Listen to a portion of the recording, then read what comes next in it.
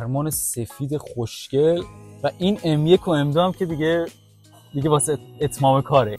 اصولا ماشین‌های 4 نفره و سدان جنبه خانوادگی دارن، اما بعضی موقع‌ها یه سری استثناء وجود داره، مثل این موشک زمینی، یعنی BMW M5 کامپتیشن.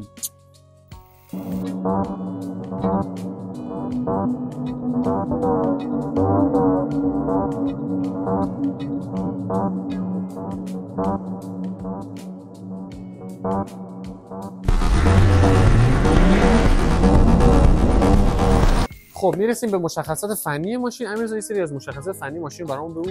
همونجور که انتظار میره موتور ماشین یه موتور V8 4.4 لیتری هستش که 600 اسب روی چرخا خروجی میده و 750 نیوتن متر هم گشتاور ماشین. بعد چطور به 0 تا 100 چقدر؟ حدودا نسخه استاک ماشین 3 ماه از 4 هست، ولی خب با استیجی که میگن 2.8 2 اینا هم حتی به دست اومده. این توربوش هم خیلی گات کرده. بعد حداکثر سرعتش هم 330 کیلومتر بر ساعت است. ابعاد ماشین چقدر؟ طول ماشین؟ ابعاد ماشین میشه گفت فکر کنم حدود 4 متر و 90 سانتی متر ابعاد ماشین باشه و داره یه گیربکس 8 سرعت هم هستش این ماشین. و این فکر میکنم استیج 1 و 2 3 هم نشده، همون حالت فابریک. نه آره فابریکه، ولی خب صدایی که میده واقعا آره ادامهش آره صدا آخر ویدیو واقعا منتظرم تا صداشو بشنوید. صدای ماشین خیلی جذابه. بعد و یه چیز دیگه که من خیلی دوست دارم توی ماشین این نور چراغاشه که زرده، مثلا خیلی جذابش میکنه، مخصوصا اگه BMW مشکی باشه. آره. خب همین بهمون بگو که چرا این ماشین حالا علاوه بر اینکه موتورش قویه و گیربکس و فلان و اینا چرا انقدر سریع این ماشین سدان؟ خب برای سرعت بیشتر توی این ماشینا اولین چیزی که به نظرم نیاز توش وزن ماشین که کم باشه و خب کاپوت این ماشین جنسش چیه؟ کربن فایبره. خب دیگه کربن فایبر علاوه بر این که بسیار وزن ماشین رو کم میکنه و مقاومه، گرون قیمت هم هست. اینجا نسوزه. و این فکر کنم خود همین کاپوت این ماشین قیمتش اندازه یه دونه 206 و یه پراید و یه دونه 206 فکر کنم جمع 206 پراید $7000. $7000. این الان اگه فکر کنم نزدیک 20 تا باشه یا بیشتر نمیدونم مینویسم، ولی گرونه آقا، گرونه 206 پراید. و یه چیز دیگه این اگه تصادف کنه یا هر چی بدن ماشین تصادف میشه تعمیر کرد سافت‌ور. آره اینو بعد عوض کلا یه دونه دیگه عوض کنی. و این هواکش و دریچه‌هایی که روی کاپوت وجود داره موتور خنک کنه. آره که موتور خنک کنه. خوشگل کرده ماشین، واقعا ماشین رو خیلی گات کرده. این البته بی ام وش میبینی اصلا همه جای ماشین رو کاستوم کرده، حتی رنگ این بی ام و رو عوض کرده، مثلا خیلی خاص شده. خب امیر بهمون بگو که ماشین اینجا چه خدماتی روش انجام شده و کلا چه کاستومایی رو ماشین شد. خب اولین کاستومی که رو ماشین شد تو شات قبلی هم دیدیم همون کاپوتش بود که کربن فایبر شده و علاوه بر کاپوت سقفش هم کربن فایبر کردن. صاحب چقدر خرج کرده صاحب ماشین؟ صاحب چرا نمیگه فراری چیزی بخره به خدا. بعد سقف کربن فایبر شده، بعد بلک پکیج زدن کلا رو ماشین دیگه، شیشه ها دودی، اسپویلر عقب که رکاب هم انداختن رو ماشین. آره رکاب هم روش انداختن و آینه ها هم که ماشین به نظر خودت ارتفاعش هم کم شده یا نه؟ من حس می‌کنم ارتفاعش کم شده، یا اگه ارتفاعش کم نشده باشه لاستیکا خیلی بزرگن 285. اما حس می‌کنم ارتفاعش هم کم شده. آره چون نگاه کن مثلا ناکنی یک اندازه یه بند انگشت فقط یک بند انگشت میره داخل و حالت نسخه عادیش فکر نمی‌کنم اینقدر بزنیم دیگه چسبیده باشن. و اینکه رینگاش هم 20 اینچیه و حالا اون کالیپرش هم که فکر می‌کنم رنگ زدن خودشون داره. بعد ترمزش هم ترمز سرامیکیه یا نه؟ آره ترمزش هم ترمز سرامیکیه. همه چی ماشین واقعا کاستوم شده دیگه، میگم مثلا صاحب قشنگ از جون و دل خرج کرده. بعد حالا تریم داخلش هم می‌بینیم، فرمون، داشبورد، صندلی‌ها، دقیقاً شبیه ماشین کاستوم که داخل اینستاگرام می‌بینی طرف مثلا اومده کل زندگیشو خیلی جذاب. هنوز تازه بعد جذاب‌ترین بخش ماشینم که صدای این ماشینی که واقعا حتما ویدیو رو تا آخر ببینید چون قراره پشماتون بریزه. امیر خب حالا ماشین اتاق 5 بی ام و است تقریبا، یه درست. حالا موتورش فرق میکنه که شده M5 از لحاظ خیلی فرق نداره البته. و جدا از اون از لحاظ ظاهری ماشین چه فرقایی داره وقتی از کار؟ ببین از لحاظ ظاهری اصلا شما خودتون نگاه کنید به ماشین متوجهش میشه. حالا بخوام بگم براتون یکی از اسپویلراش میشه گفت که تو نسخه عادیش اسپویلر وجود نداره و کیت اگزوزش شما شون قطر رو ببین یه مشت میره توی کیتش و دیفیوزرهای عقب که دیگه یه چیز عادیه توی این ماشین. و چیزای دیگه که بخوام راجع به ماشین صحبت کنم البته خب اینا تو دیتیلی خیلیاشون رو انجام دادن، یعنی به صورت کاملا کاستوم هم انجام شده، یعنی توسط خود صاحب ماشین. یکی همون سقف ماشینه که حالا بازم گفته بودیم بهتون، می‌بینید فایبر، کربن فایبر شده و کاپوت ماشین خودتون می‌بینید به نسبت نسخه‌های اینجاشو بگیر، به نسبت نسخه‌های معمولی خیلی وایدتر و پهن‌تره. مثلا شما نگاه کن چقدر زده بیرون. آره ولی الان که دارم نگاه می‌کنم دستکاریش کرده، چون جلوش ببین، جلوش تقریبا 3 انگشت میره داخل، ولی عقبش الان بیا عقبش بیا نکن، عقب این ماشین رفته پایین، چون نکن 2 انگشت بیشتر، فقط 1 انگشت. و این لاستیکای ماشین هم که بخوایم بگیم میشن 20 اینچه و 285 بود اگه اشتباه نکنم. خیلی نازکه، مثلا خیلی عجیب غریب نازکه، کوچولو هست ماشین، خیلی کوچولو برای دوردوره خیلی دخترانه با صورت بسیار پایین. من این ماشین رو شما پیشنهاد میکنم که ازش استفاده کنید. یه چیز دیگه هم که نگفتیم آینه‌اشه، که آینه‌اش هم جز همون بلک پکیجش که ایران کنید سری 4 رو میگیرن. هر ماشین رو میخری یکی از الزاماتش اینه که این بعد باشه اینو کوسه‌ای هستش که داخل ماشین وجود داره. خب حالا توی بخش بعدی بریم که داخل ماشین هم بهتون نشون بدیم. خب بچه‌ها بریم داخل ماشین رو ببینیم. اول از همه که ماشین رو باز می‌کنیم، بج امپاور، بعد تریم داخلی ماشین کاملا سفارشی ساخته شده. می‌بینیم طرح‌های بالشت خیلی بالشتیه به نظر من، این بالشتی رو دوست ندارم. داخل ماشینم وسطش اگه بگیریم نورهای امبینتی که استفاده شده کاملا کاستوم شده است. من اینا رو زیاد دوست ندارم. تو کلا سلیقت نیستش. خیلی آخه نور رو مثلا نظرم زیاد جذابش نکردی، ماشین رو وحشی نکرده. خب داخل ماشینم اگه ببینید فرمان سفید خوشگل و این M1 و M2 هم که دیگه واسه اتمام کاره، یعنی هر کی دیگه فراری هم جلوت باشه این دوتا رو فعالش کنی تموم. و فرمونش هم بگو که کربن فایبر. آره کربن فایبره، باشه همه جا رو کربن فایبر کرده، جایی نبوده که بشه کربن کرده و نکرده باشه در واقع، همه جا کربن فایبر کرده. اصول وسط ماشینم ترکیب لاکچری بودن و اسپورت دیگه. باندای ماشینم، اسپیکرهای ماشینم باورز اند ویلکینزه که یکی از بهترین مارکای اسپیکر هاست که تو BMW استفاده میشه. بعد پشت کیلومتر ماشینم خیلی باحاله، اگه دیده بشه. بله M5 زده توش و فقط باید گازو بگیر. اینم نگاه کن، اینم عوض کرده. آره همه چیو عوض کرده. و این نورام همه جای ماشین کربونه دیگه، کربن فایبر، و این اینجاش واقعا جذابش کرده.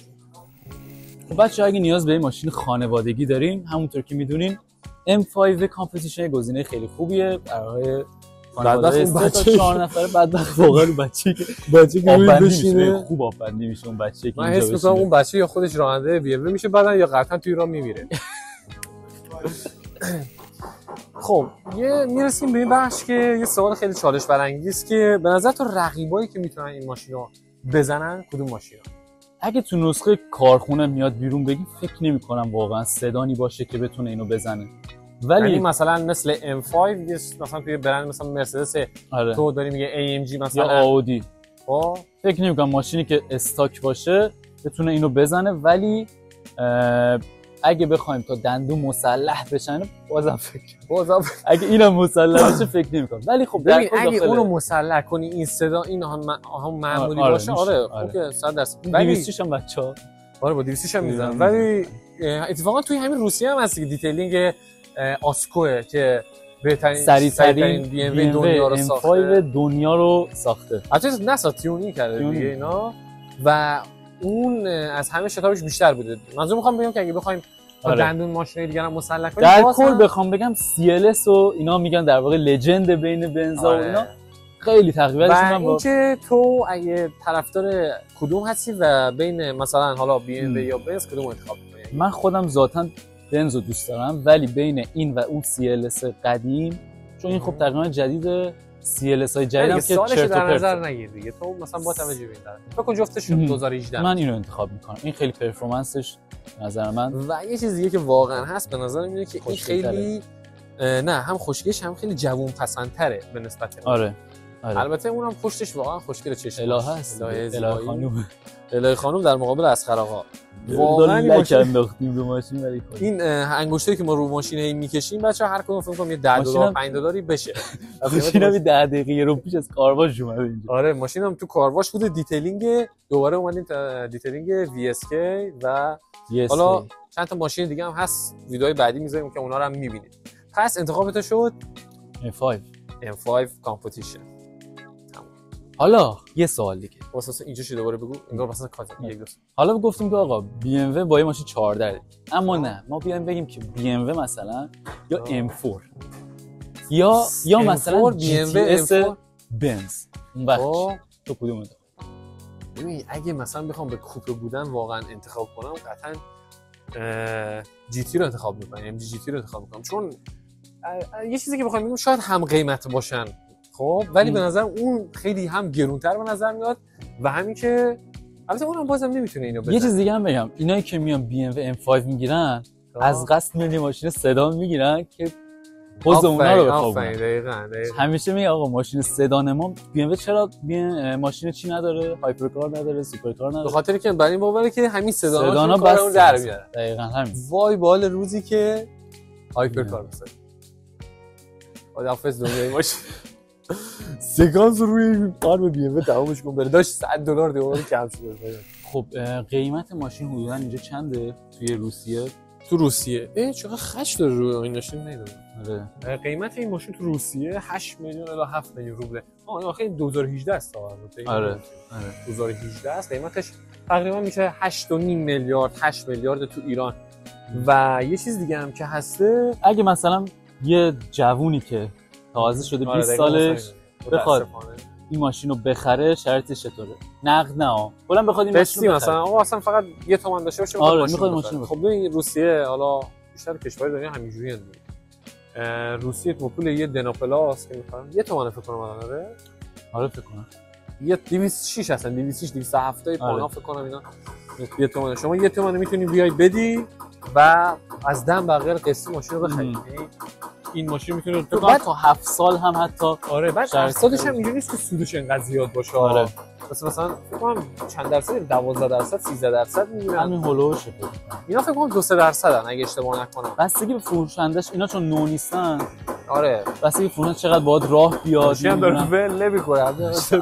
بیار می‌کنه اون وقت. چکوشو گرفته و بزن. ولی خب فرقش اینه که طرف داخل ایران میتونه دستت نزنه با این شرایط بره 207 بخره. واقعا کوچکترین چیز که مثلا واقعا آرزوی هر جوونیه، خصوصا توی ایران همچین ماشینایی هم و تقریبا همشون میشه حسرت با این قیمتایی که الان هست. و حالا نمیدونم چرا داریم میگیم بحث اقتصادی، ولی خب اینم چون دیگه میدونی که ما بعدا به ایران بگیم و تو گوری میکنن. آره اینم هست، ولی خب واقعا اینا میگن چون خودمون هم قبلا ایران بودیم دیگه، این حسا رو که واقعا هم میفهمیم. مثلا بچه‌ها بریم که صدای این ماشین رو بشنویم.